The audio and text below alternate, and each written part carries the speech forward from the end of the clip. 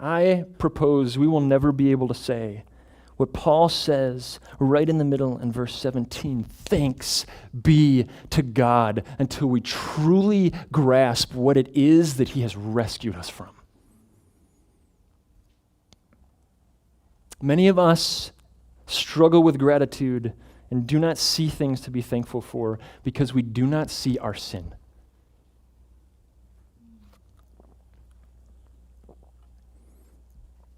Sin is theoretical to us. We don't really think we're that bad, right? We think generally my plan's working pretty good and I'm for the most part in control of what's going on.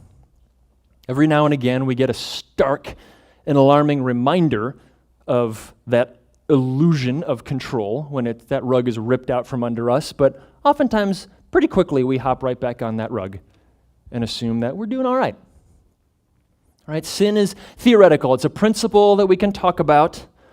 But if we ever get specific about specific issues and specific sins, it's typically directed at them. Right? My sin is theoretical. Your sin is intensely practical and must be dealt with immediately.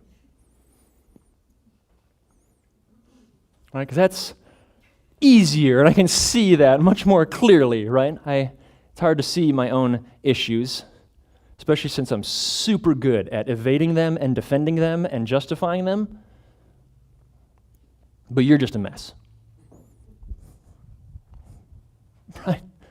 Far too often that is the picture. And even when we do address our sin, aside from a few notable exceptions, which again is typically them rather than me, our sin we don't really view as much more than a minor or fairly inconsequential bad idea, right? Like eating expired sushi. Don't do it. It's not going to end well for you. It's a bad choice.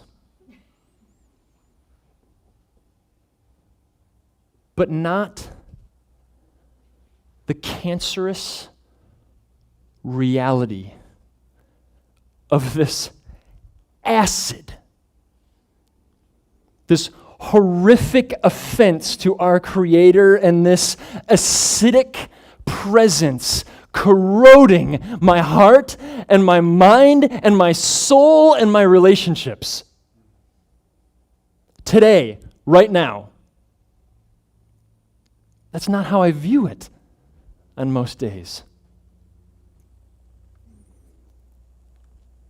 And so on most days, it's difficult to, with an exclamation point, shout, thanks be to God that I, who was once a slave to sin, am now your son.